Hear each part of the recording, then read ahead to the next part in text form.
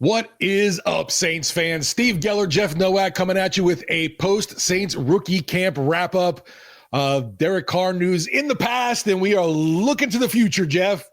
Yeah, I'm so glad we did that episode on Saturday, so we can just have an episode to talk about rookie minicamp. Right. Because I don't intend to talk about Derek Carr at all today, other than the simple fact that none of the rookies seem to care that he's not playing here anymore.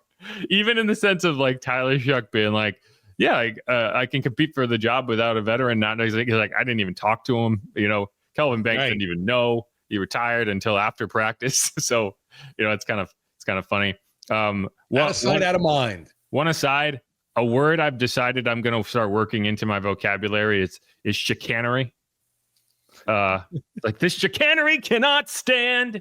It's basically, for anyone wondering, it's basically like, it kind of means like malarkey, like the same thing. And I do feel like we can never have too many colorful words to describe malfeasances. So we're going to start fancy on this podcast.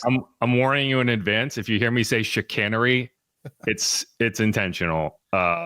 It's the perfect. I've been watching Better Call Saul, and they say it because it makes sense in like a lawyer terminology. So it's a chicanery. Mark it down. But no, yeah. So this episode, we're going to go through all the rookie minicamp stuff we didn't get to on Saturday, which is all of it. Now, keep in mind, there's not a ton of it. We were just talking before we came on. Like, I feel like if you are hearing someone trying to dig in and analyze what we all watched or what the people who were out there watched on Saturday out at Saints camp, then they're lying to you because there's really not much to dig into. Like, I have a few notes, and we're going to go through that in the first segment here, but it's really kind of base level. It's not about field work. Like the rookie minicamp is really not about field work. It's more about classroom work. But I have a bunch of clips in Kellen Moore talking about the rookie class, talking about what he saw out there, how he feels about Tyler Shough, quarterback competition. This first segment, we're going to go through the notes, just the basic notes that I have. There's also a post up on WWL.com to break it all down. Second segment, I want to go into kind of Tyler Shough and, you know, what the first few likes have been like for him. There's some interesting anecdotes that he shared. You know, like I'm not going to tell you, oh man, he looks great doing this and that and this and that and the other thing. I think he does have legit arm talent, but we'll have to wait and see from any type of competitive perspective. So, but that's going to be the second segment. We're going to talk more about Tyler Shough and how these first couple weeks have gone for him. Final segment, I want to talk about quarterback competition, which Kellen Moore effectively declared QB battle open. You know, there's no question that it's going to be an open competition, and that's going to be fascinating to watch play out. So I want to have a segment talking about that. But first things first, let's go back to rookie minicamp. Did you have any takeaways? Was there what kind of struck you most that you watched out there? The biggest thing that I think we wanted to see, a lot of folks realizing that what minicamp actually is, and it's not going to be, you know, this overly competitive session, was just watching where first round pick Kelvin Banks Jr. was lining up, and we saw him kind of all over the place during rookie camp. And so still really a lot undetermined there. Like if you're trying to figure out where the Saints are going to line him up, and obviously the organized team activities will pick up next week, so we'll learn even more then. But with Kelvin Banks lining up multiple positions during Saints minicamp, that's still the biggest question for me with him going forward with this team, because it was like, is he going to be left tackle, right tackle, left guard? And it was like, yes to all of it. Yeah, an analogy I used in my notebook was like, you know, to put it in automotive terms, which seems fitting right now. It's like the rookie minicamp would be like hitting the streets on a moped, right? Like there's gas in the engine and you're kind of chugging along towards your destination, but no one's going to look back and be like, yeah, that was your first car. Like, no, this is you learning the rules of the road. And if you can do that, you can move on to everything else. You got to go through driver's ed before you're allowed to get in a car. And that's kind of what this is that. And, you know, Kellen Moore was asked about Kelvin Banks. So let's hear what he had to say. And I have a little bit more on that front. You ready for this guy? Yeah. Kelvin's going to play a couple of different positions as we go, just kind of let these guys get settled. I think for us, it's just seeing these guys in different body positions. And so certainly he went across the offense line today, and we'll narrow that focus as we go through this process. I think for a lot of our guys, every position, we're trying to expose them to a couple different spots, a couple different environments, and just see how they respond, and then we'll settle in as we go. That was Kellen Moore talking about Kelvin Banks. He got reps at left tackle, left guard, right tackle. I will say these were not real reps. We say reps. Right. They were really kind of, they weren't even wearing helmets. So this was, the only competitive work they did, quote unquote competitive work, were 7-on-7 sets. So you didn't see any actual blocking. That said, if the question was, are they going to have him specialize somewhere? And is that going to be the goal from day one? Are you going to decide going into camp, hey, this is where you're going to be?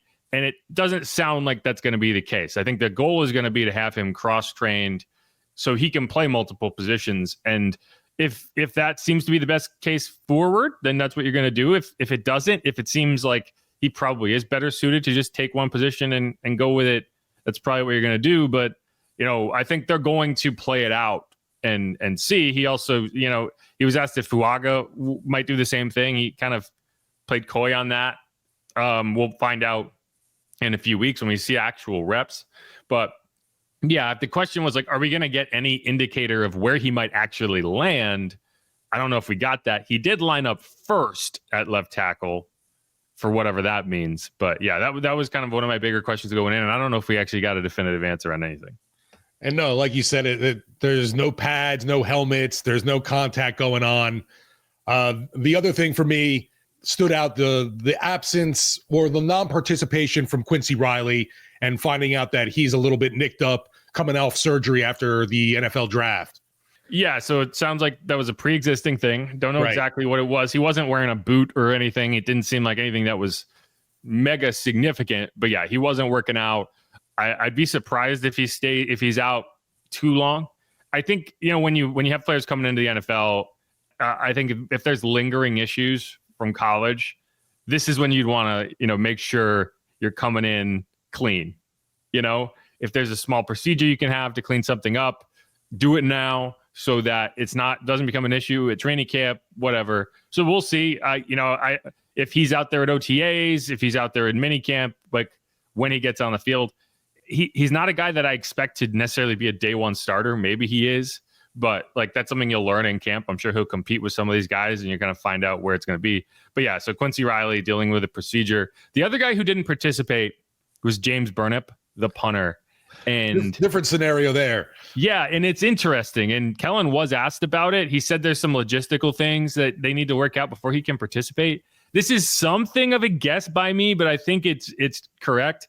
I believe the issue is visa related, because he is Australian. He is not an American citizen. And he was on an F1 visa in college, which is a visa specifically for college athletics. When you leave college, you need to apply for a different type of visa in order to be a professional anything. If he left college to be a professional welder, he would have to get a different visa than the one he was on, and those take some time to come through. So I think maybe things might be going a little slower than in the past. I don't expect it to be an issue. There's scores and scores of international athletes playing professional sports. But, I think this is a scenario where you want him on the field. Like, these are important reps for him.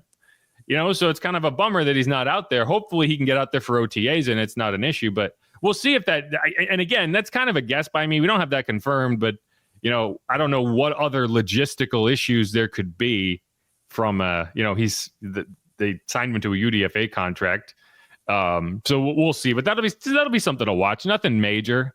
Wasn't it Charlie Smith? He wasn't a college guy, but didn't he have some kind of visa issues as well?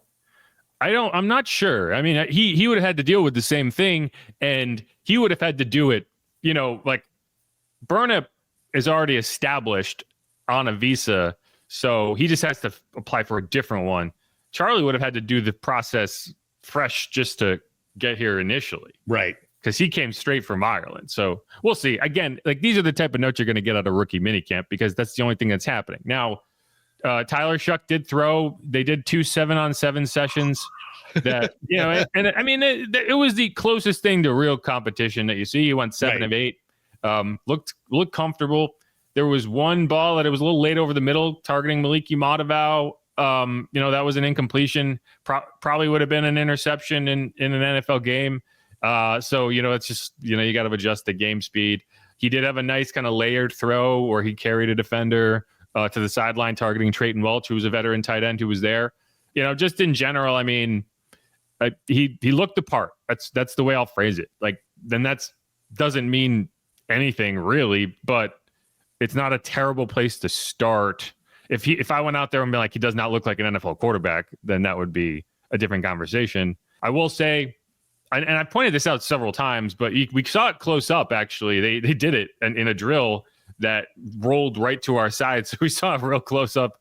A couple of the Saints staffers were out there actually catching passes from him.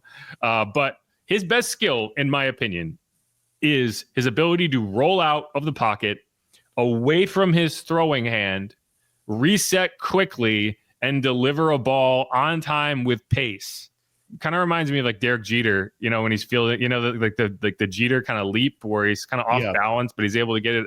Like, he kind of looks like a shortstop throwing to first base, where he kind of opens up his hips and just like it's really impressive. And it's not the end all be all, but that is kind of it's not a run of the mill quarterback trait to be able to do that well. And I expect the Saints to, it's like, I don't think it's coincidence they were doing that in rookie minicamp. I expect them to use that part of his game a good bit. Because, here's the thing. If you can roll out to either side comfortably, that opens up options.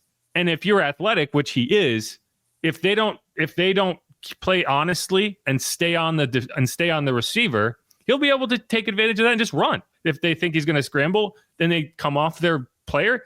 He has the ability to make that throw that not everybody can make. So I don't know, just something to keep in mind as you kind of go through this process. Like, as a rookie specifically, if you have a rookie quarterback playing, which we'll talk more about, you need to play to their strengths. You need to find out what they do well, especially early on, and make sure you are leaning into that. And I think that part of his game, kind of those off-platform throws, is what it'll be. One thing we didn't get to see, Jeff, and I was hoping to get a glimpse, and we'll get, like I mentioned, organized team activities next week.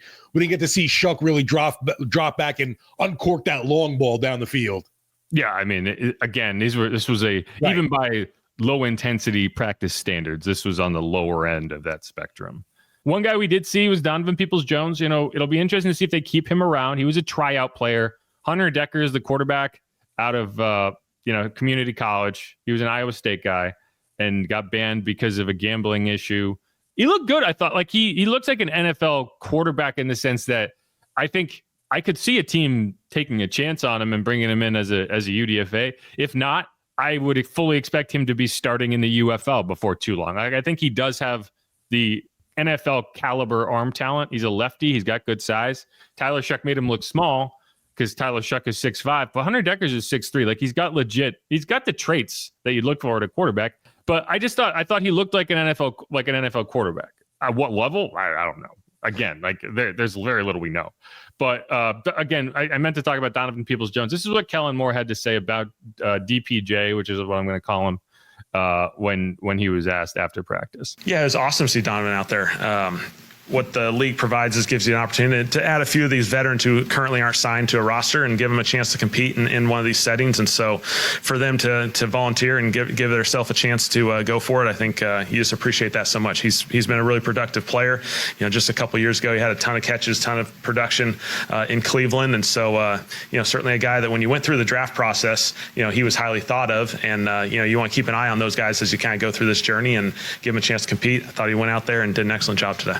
So, DPJ, 6'2", 205, 210 pounds, like, good size. And so if the Saints are in the market for a big-bodied wide receiver, maybe he's a guy you bring in to compete. Maybe he's a guy that you stash on the practice squad at some point in the future.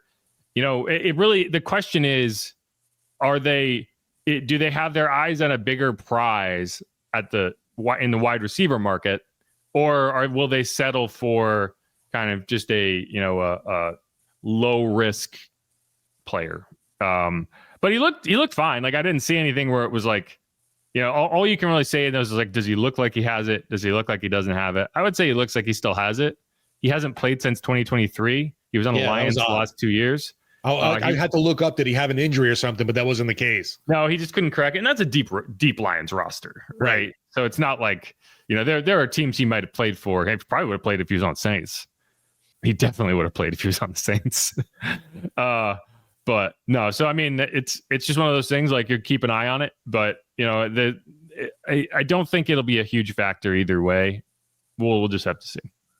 No, for everyone clamoring for the Saints to sign a guy like a Keenan Allen that's still on the market, DVJ could be that guy. DPJ could be that guy. DPJ. The last time they signed a guy who had 3, that worked out pretty well, right? It went reasonably well, and so maybe DPJ is your new MVS, and I like it. No, definitely not the speed of an MVS. He's shorter and slower than MVS. But yeah, I mean that's really, I mean, from that perspective, from what we saw on the field, that's really all I got. Do you have anything else? Yeah, it was just good to be back at the Saints facility again, and I know we'll be spending plenty of time there coming up with OTAs cranking up. Right, and then here's that's the thing. Like, I don't want to dive too much into this and like pretend it's more than it is. Yeah. Because we will have so much time to talk about this. Like, I don't want to say anything now and be like, oh man, I made some determination now, and then in 3 weeks it'd be like, I was wrong, So I don't think, like, a lot of people, I've seen people say like UDFA Hunter Deckers is not a UDFA. Donovan Peoples-Jones is not signed. All of these tryout players, there were 16 tryout players, they will have to be signed in order to appear at OTAs. I'm not going to spend too much time talking about tryout players until those tryout players are Saints players. No, it makes a ton of sense. Yeah, it's like, we definitely don't want to overhype or oversell anything from, I want to say it's uninspiring, but there wasn't a lot to read into from a rookie mini camp going on. And even with the organized team activities, things don't really get too intense until training camp kicks off.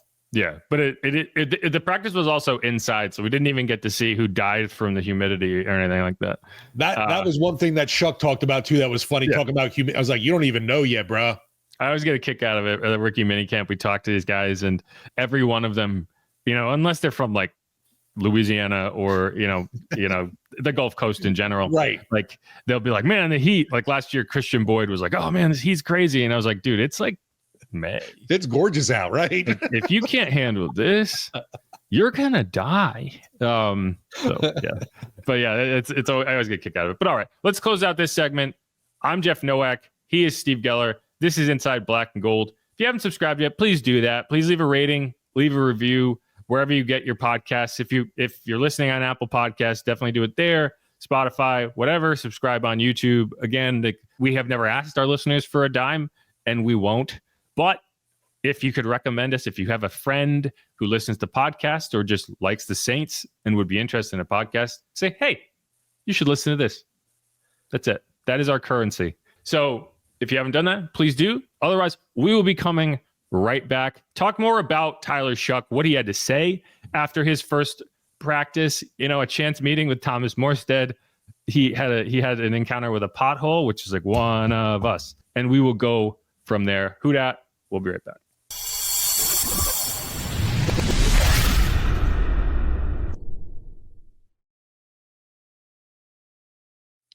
And we're back on Inside Black and Gold. Jeff Nowak, Steve Geller, and it is officially Shuck It season. I was talking to my neighbor last night, and she was like, wait, how is it spelled? And I was like, Shuck, Shough. She's like, that doesn't make any sense. I'm like, I agree. But I do think, and this is what I told her, I was like, it's kind of going to, something like that becomes kind of an inside joke. The same way that like the EAUX is kind of like an inside joke. Exactly where I was going to go, right? In Louisiana.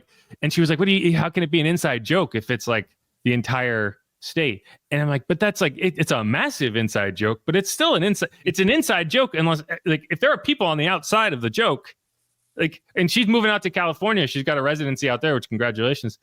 I was like, go out to LA and show people that name spelled out and ask them to say it. They'll have no idea how to say it. they'll be like, Shough, and you'll be like, Shuck, and they'll be like, get the Shuck out of here. And I think, I don't know, like, I think it's going to be one of those things that over the course of the years he's here, especially if he's doing well, will be kind of an endearing thing of like, like we can start calling him, if he doesn't play right away, we can start calling it a Shuck weight. Oh man. But yeah, I'm just saying. The name does fit in. We know the street names even around here. It's like, why is it pronounced like that? Yeah, as simple as that's Burgundy. Right. I was literally Burgundy. The one I was going to go with was Burgundy. Like, that's a word that is spelled the way we say it. And we've decided, and there's Calliope. Yeah. Anyway, like if we can pronounce Chapachoulos. Yes. Right. So anyway, I think it's just like in a state, in a region with like stuff spelled one way, but pronounced a different way. It's just perfect. Right. Like Natchitoches. We've all co-signed Natchitoches. I just think it's funny. Like it's a perfect fit from a vernacular, from like a semantical, logistical vernacular perspective.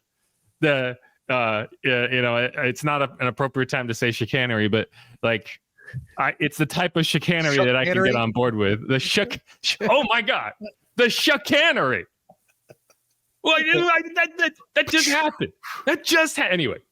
So I don't know. I think we're gonna have a good time with it, especially, and that's why I'm hoping he's good, because I think it'll be a lot of fun in the cultural like kind of area of the Saints if we can all kind of get behind that shucking topic. But anyway, so what's wild, Jeff? There's so many people that are already writing off Shuck and saying, well, the Saints are just going to be in the market for a QB in round 1 next year anyway. Yeah, I think there's always that moment after the draft where the Saints pick an unpopular name. And everyone kind of reacts, and I understand it. It's that kind of visceral, immediate reaction. You wanted to hear one name, you heard another name, and you're like, what? No. But I do think, and I appreciate this from a lot of people, like as they've taken the time to watch him play, a lot of people have taken some extra time now and dug into some of the tape from Louisville, from Texas Tech. And a lot of people that I've spoken with who may have been down on that pick in the moment have come around to at least be like, all right, let's see what happens. Like you can kind of see the vision a little bit more once you take a look at it, because, I don't blame people. Like throughout the process, he's not a guy that was talked about a ton. I was talking about him, but you didn't hear a lot. And all you really heard about was he's 26, he's 25, he's older, he's had injuries. And then you're like, no, ancient, right. So I get it. But anyway, like Tyler Shough, this is what Kellen had to say about Tyler in his first camp, how he's taken on the role to this point. Tyler hopped in here and did an excellent job. For all these guys, a lot of times the rookie minicamp, we're not as concerned about the physical component. We've probably evaluated that. We see it on the field a little bit, but just how they're prepared mentally, I thought he's done an excellent job. For these quarterbacks, a lot of times, really what you care about is how they command the huddle, command the whole operation when they come in here. Because it's a new system, it's new language, all those things associated with it. He hopped in here and really did an excellent job just taking control of it. Yeah, and this is Tyler talking about, one of the things we've talked about with Tyler, and we'll get more into the personality side of it as we go. But one of the things we talked about with Tyler is he's coming out of a pro style system. And like, what does that mean? It means you're operating from under center a decent bit. College teams, even a pro style college team, is going to operate a lot out of the shotgun. But you'll see teams operate exclusively out of the shotgun. They're not doing checks at the line. They're doing check with me's over on the sideline. Like, You're not asking the quarterback to do a lot in the actual system. That's not true of Louisville's system with Jeff Brom. And that's part of the reason when you look at a guy who's been in that, who's also learned 3 systems in college, it's helpful. It's not everything, but it's helpful. And this is Tyler kind of talking about that idea from not just, a playing perspective, from a terminology perspective and that sort of thing. Yeah, I mean, I think for me is like I've been through a lot of those trial and errors previously with the missteps in footwork, with fumbling a snap with their first day of you taking one. And I think you've got all those mental cues, how much pressure you're putting into your feet.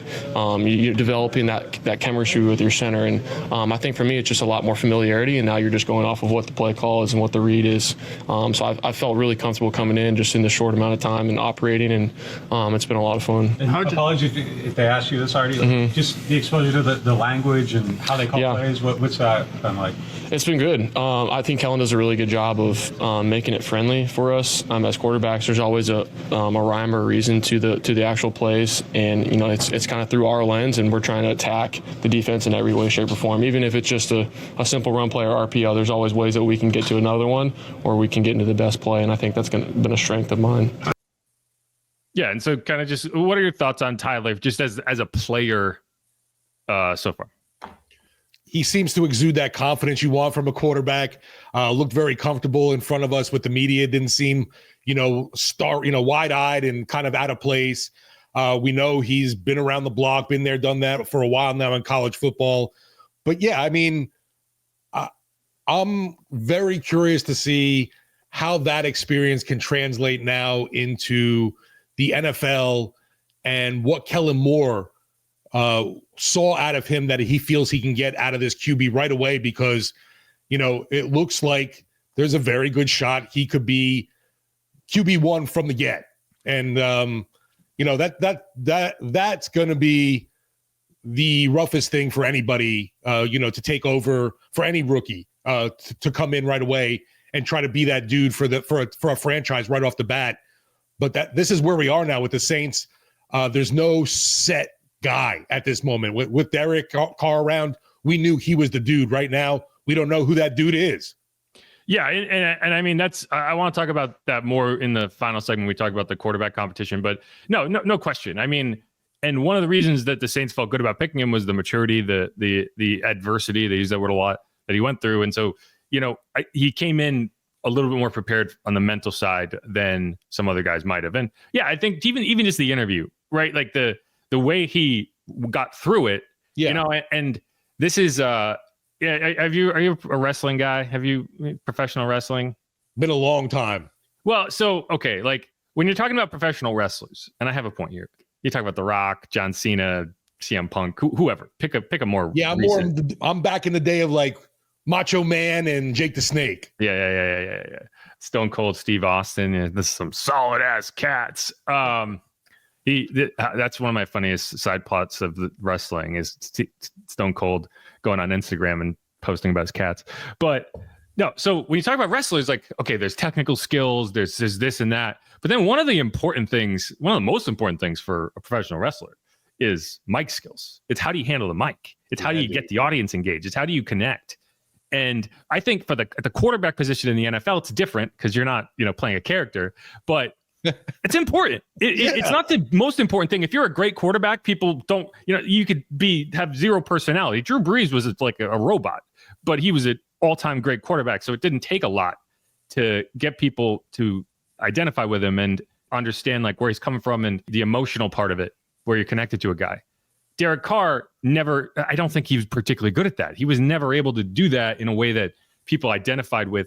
And I think Tyler actually does have that gene in him. Now, it doesn't, if you're bad, you're bad. No one's going to be like, well, but you're a really good talker. So it only goes so far. But here's a story. Here's him telling a story about a dinner at Drago's with Tommy Satanovich, is, how that all came about, meeting Thomas Morstead, why he's wearing the number 6. And just listen to how he kind of tells the story and communicates. And I think it's positive. It is what you want, how you want your quarterback who's going to be front and center all the time to kind of just embrace that scenario. Did somebody help you navigate? Because obviously you've done a lot of things that have resonated, from the tweet about, the passion on the field, to eating at Drago's, to wearing the Manning Passing Academy shirt. Is that just organic, or somebody kind of said, maybe try this place or do that? It's organic. I wasn't like orchestrating a caption. Like, that's how I feel. I think everything I've been through in my career, the biggest thing I want to continue to do is just play free. At this point, a lot of things you can't control, but you can control your preparation, your attitude, and your effort. And that's one thing I'm going to do. And but yeah, I think just a lot of people, I knew previously you got to go try some good seafood spot whenever I came here, and I was at the Marriott Hotel right next to Dragos, and I was like, all right, I'll check it out. And it was actually like I literally walked in, shorts and a t-shirt, went to the restroom. They came back, they're all like standing outside, like, hey, come eat with us. And I was like, all right. And it ended up turning into a really cool dinner. But yeah, it was awesome just to kind of get here and get acclimated early. What'd you get to eat? Yeah. I had char grilled oysters for to start. We had some duck gumbo, fleur-de-lis shrimp, was gas, and what else we have? I think I had some. We did have alligator bites. Good call. That was Tommy had like a whole sampler. I couldn't name everything, but he was like, "You're trying this, and it was good. It was fire." Yeah, was that all your first time for? Say again. First time having oysters or alligator? No. First time having char grilled oysters. Yes, I had the raw oysters, but alligator I've had that at walk-ons before. I think the one at Dragos was maybe slightly a little bit better. What was your question? Same thing. Same thing, yeah. No, not the first time, but hopefully not the last. They have some in the facility area that was pretty good too. When it comes to your jersey, did you talk to Thomas? I saw Thomas put that tweet out there. Yeah. I wanted to take his jersey. What was it like for you to see that tweet? Then what was the conversation like with Thomas? It was great. Excuse me, I just showered and. But yeah, it was great. He's such a great dude. I actually was working out with him at Tulane. We just kind of bumped into each other. I was like, this guy with a little gray in his beard bending, like he's pretty flexible. He's still getting after it. And I was like, oh my God, it's Thomas Morstead. And it was awesome to get to talk to him. He just offered a lot of insight on where to live, how to come in. And it was kind of like an unofficial, what number do you want to get? And I was like, well, I don't really care, but 6 or 18 is available. And he's like, just take 6, man. And here's one more talking about something that is near and dear to all Saints, all New Orleans residents. We can all relate to, right? And something that I will say we warned him about on draft night. What's been the biggest surprise about this whole experience the last few weeks? Seeing on my face right now, probably the humidity. Getting out of the shower and then probably gonna need to shower again. It's worse. No, I'm just that's what I'm hearing. It's like 4 straight days of rain, but I would say, yeah. I mean, I feel like I'm already ingrained in New Orleans. I already popped the tire in a pothole driving over to Tulane, so I had to get new tires on my truck, which was sick. And then, but I'm good now. Hopefully they're sturdy. But yeah, I feel like I've got fully ingrained already. He's got sick new tires, and the fleur-de-lis shrimp was gas. One of us. Google gobble, Google gobble. But yeah, anyway, like, so I don't know, like this was the first chance we had to stand in a room and talk to him. And, I think the personality is one that, I don't know, fans should appreciate. And there's no right or wrong way to do any of this. You have to just be honest. And because if you can't play a character, right? You can't go out there and be someone you're not. But it's helpful if you open up and let people identify with who you are as a person. And I think he's done that pretty well to this point. I think that's why the reaction to his first few weeks has been positive, because it gives off the picture of someone who is really excited to be here and is embracing the situation. And don't take this as me being negative on any other quarterbacks in the room still. But we're talking about the rookie who's coming in now, and he's a higher profile guy. He was 2nd round pick, and we'll get into the quarterback competition later. But I don't know, for the first interview, right? Like I think that's honestly more important from a media perspective than us going out there and watching him throw a couple passes for the first time. Like, how did he handle that? I thought he handled it really well. No, we've talked about being, entrenched in the culture here already and having char grilled oysters, working out at Tulane, popping a tire. He's now got some new tires, pretty sick. And I was like, oh, the youth coming out right there. Pretty sick new tires. Well, he's also, I think he's kind of funny. I think he's got good comedic timing. Like there's the deadpan, like if there was a narrator been like, he doesn't think it was actually sick. Which, I mean, I feel like, do kids say sick now? I feel like that's, I kind of feel like maybe that's taken a full turn around the sun. Like that was what people said when I was growing up. And then people kind of, they kind of shifted to like, oh, that's dope. And then it, like now, and then there was like gas, you know? Yeah. So I kind of think that's one of those terms that's become like, trendy again because it's, the novelty of it. Like, oh, these old dudes say sick, but I don't know. No, the excitement from him easily visible. The fact he's comfortable with himself. Everything's so far has been a positive with Shough, and for the Who Dat Nation and the team, I'm hoping that continues. Yeah, we'll see. And like, this is the thing. This is the type of stuff we're talking about right now because there's no football to talk about. Right? There really isn't. And I'm not gonna, pretend that there's more to this than there is. This has effectively been an introduction to the player and the personality, and I think it's gone well for him. But yeah, that's it. That's all I really have to say on that subject. It'll be interesting how this all plays out. We'll talk about Shough more in this final segment as we get into the quarterback competition.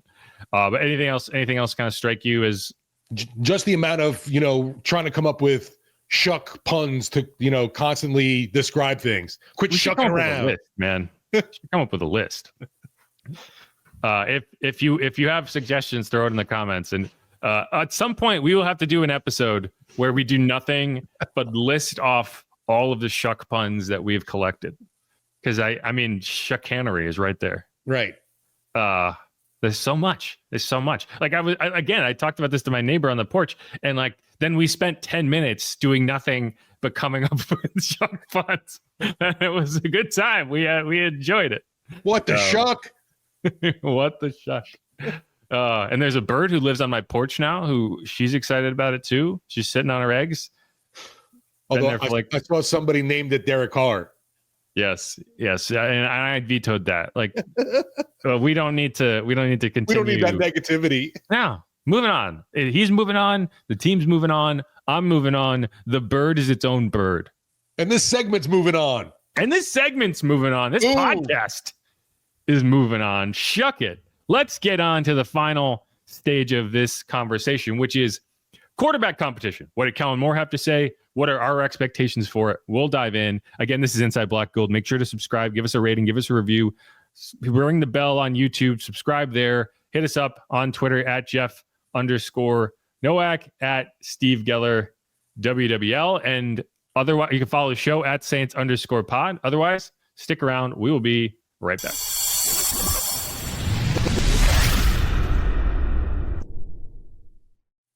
And we're back.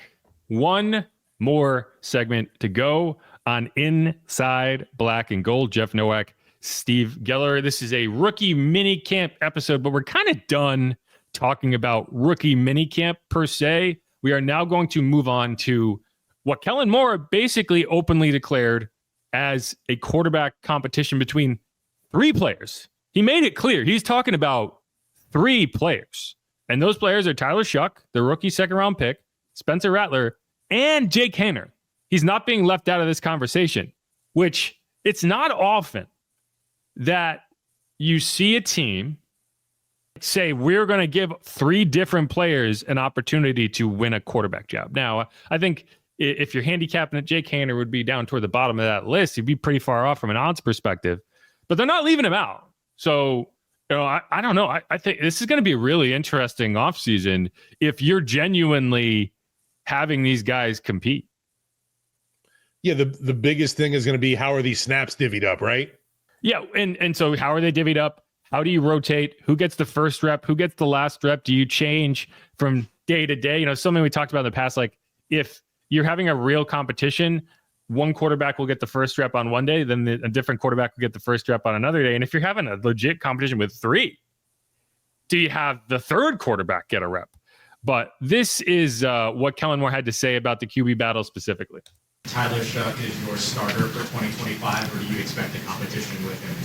No, all three quarterbacks. We're going to let all three of these guys roll, and they've all earned these opportunities. We'll let Jake, Spencer, and Tyler, all three kind of go through this process. Again, we'll play patience, let these guys compete, let them get into training camp, and naturally these guys will kind of take care of itself. What is your philosophy on potentially starting a rookie QB versus a guy that has experience starting in the NFL? Are the things you look for to be able to identify, okay, this guy is ready?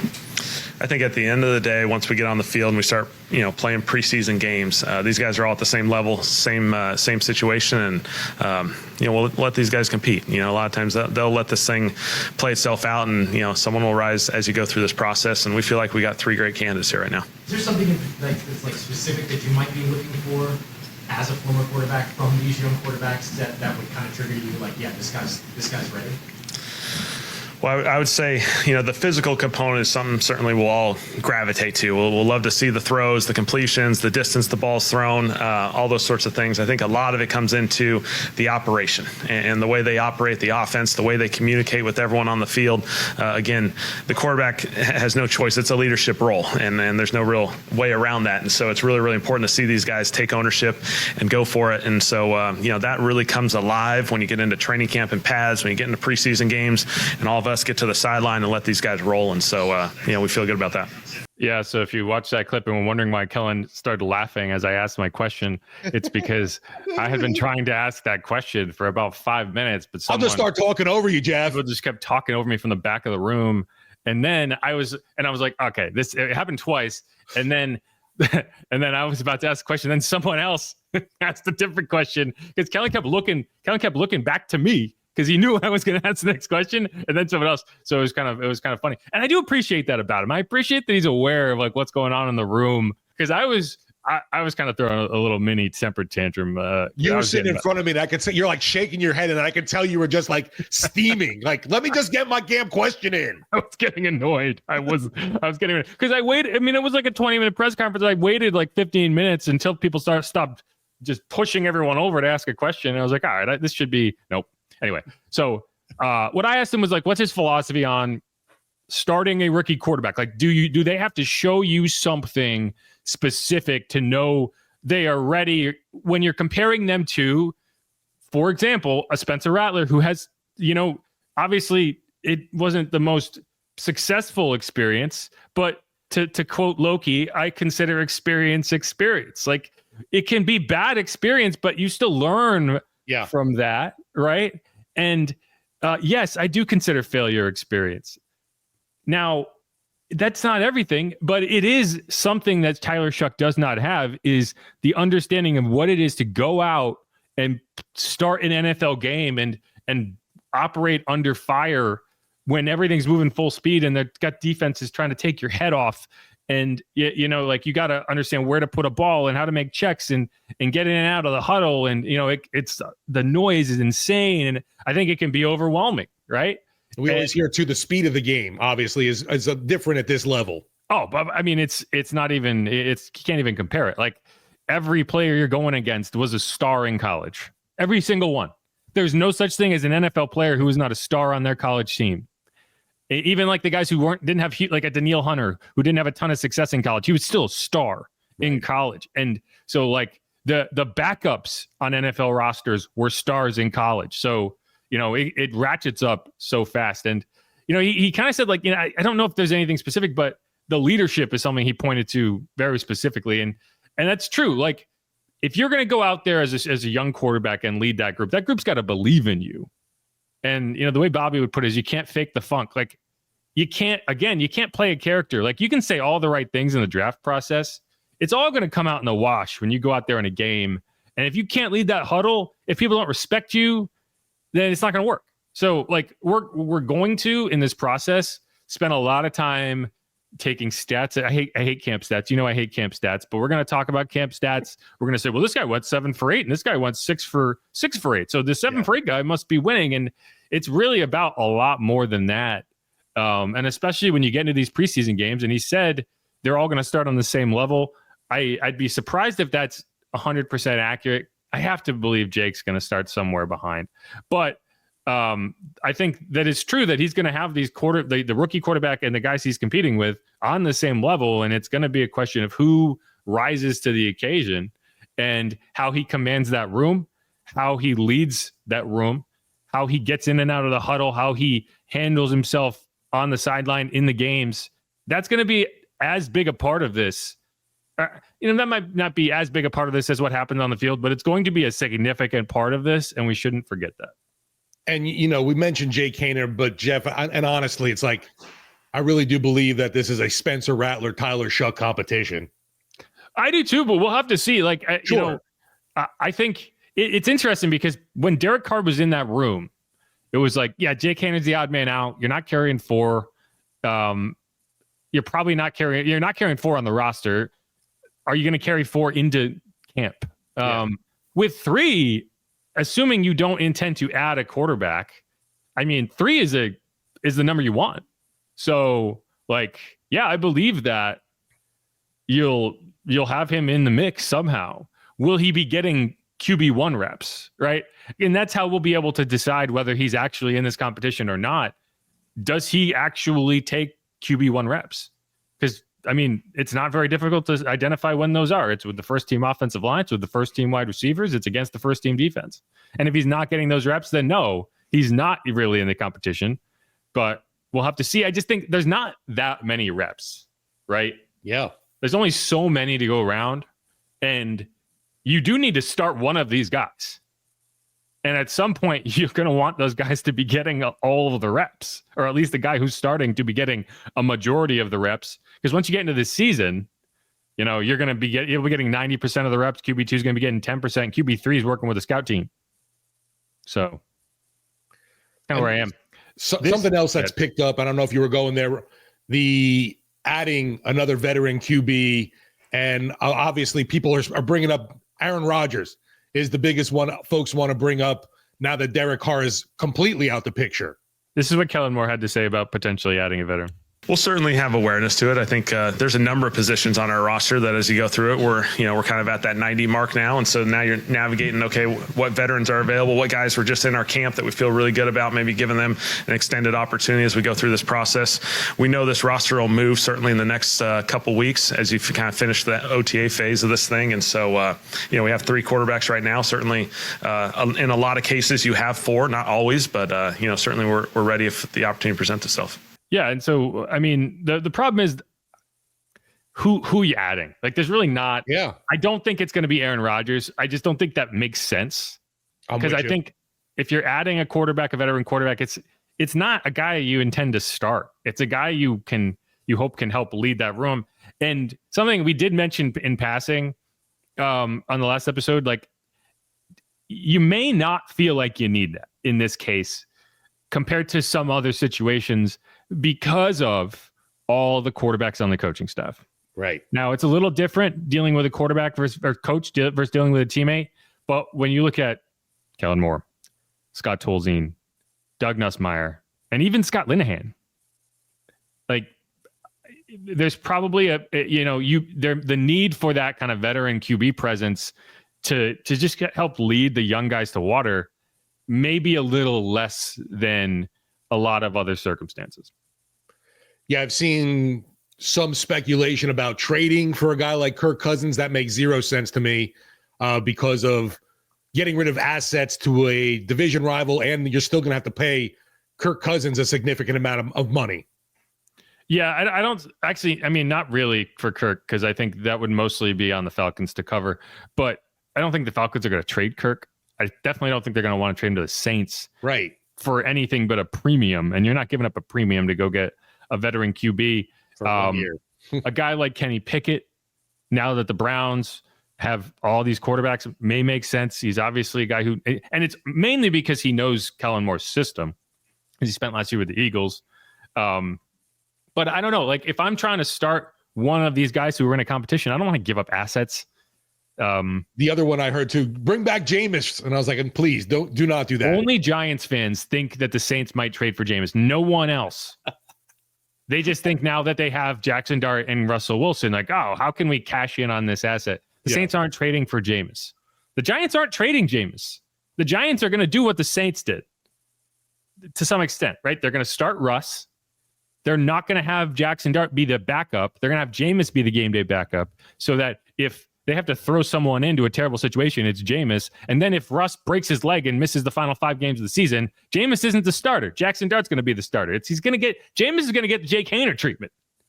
But anyway, I don't see it happening. I don't. I think if you're signing someone like Carson Wentz or even like a Teddy Bridgewater, that makes sense to me. But you still intend to start one of these young guys. And if I'm doing that, I'm not giving up assets. Like this team should be in asset collection mode, because best case scenario, and we're a lot more positive on this situation than we have been, because you're out from underneath like the Derek Carr rain cloud, but you're still not going into this season with anything but like, this could go terribly wrong. It'd be great if it goes well, but like you have to plan for the possibility that you lose a lot of football games. Yeah, and that's why I said that I've seen a lot of folks kind of just speculating the Saints are going to be right back in the QB hunt next year in round one of the draft. I mean, it's definitely not outside of the realm of possibility, but I don't think it's necessary. Like, even if you lose 13 games, it's really a question of how that happened, right? Yeah. Because like the Colts lost a ton of games with Andrew, and I hate the Peyton Manning was bad as a rookie thing, but they still didn't turn around the next season and be like, we need to get a different quarterback. Like they still watched a guy and were like, he's going to be our future at quarterback, even though you lost a lot of games. Trevor Lawrence now, it obviously hasn't panned out the way the Jaguars fans probably would have hoped, but I feel like more folks are writing off Shough though, just because he was a second rounder, not a first round pick. Yeah, it's a lot easier to do that because he's a second round pick. But like, there's a scenario where he goes out and plays well, but you lose games because rookies lose games, right? But if he goes out and plays well, and you still end up getting a top 10 pick, like plays well to the point that you feel like, okay, we have our quarterback, and you end up getting a top 10 pick. We just need more pieces around him, right? Right, because like, and that's the thing. Like, if you feel like we still like what we have, and we need this, and this, that's a great scenario to be in.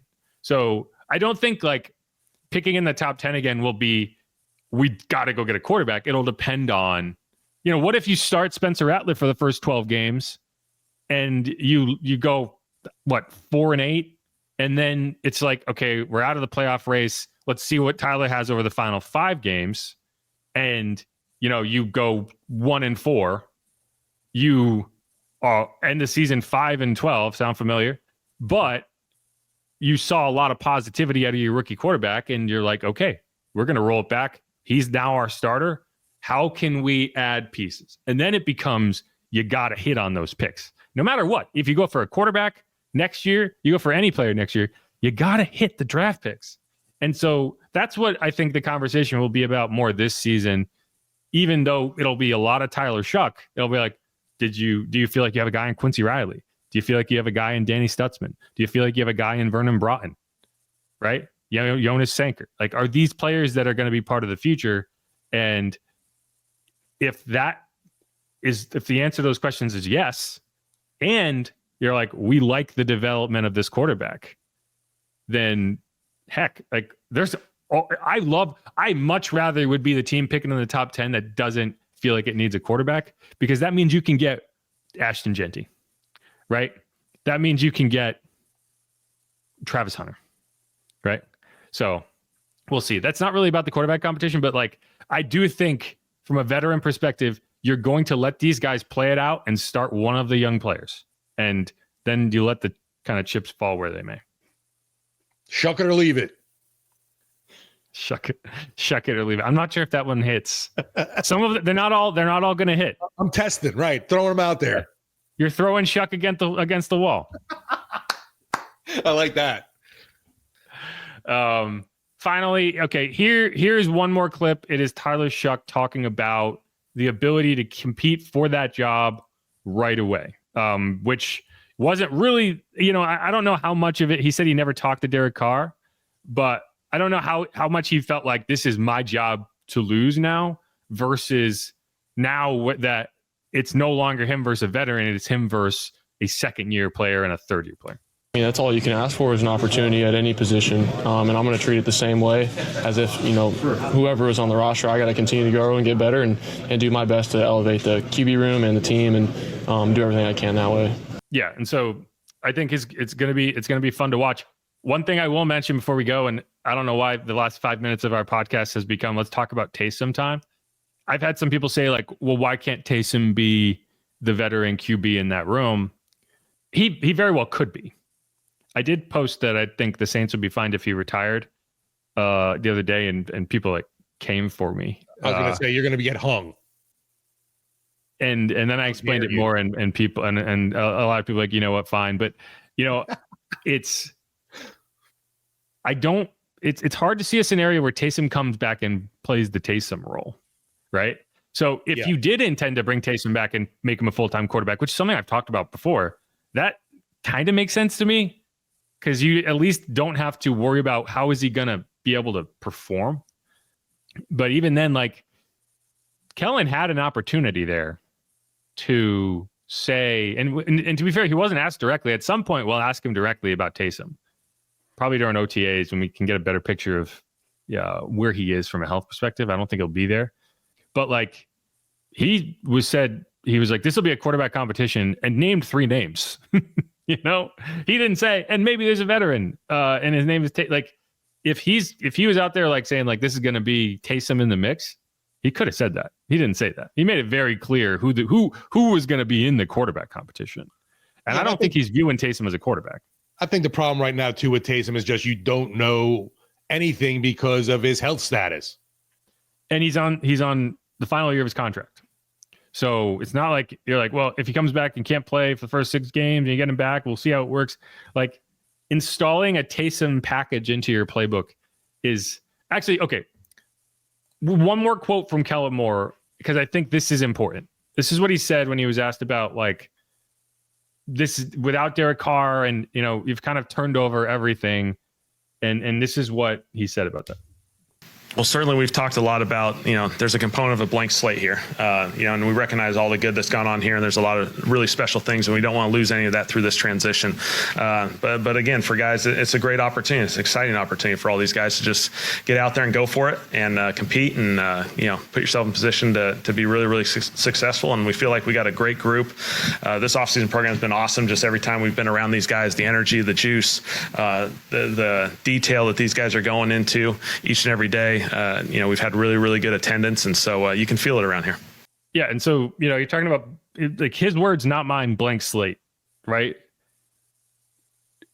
Trying to take what Taysom Hill has done in the past and incorporate that into Kellen Moore's scheme is the opposite of what a blank slate would be. That would be going back and saying, well, we have to do this because it's what's been done.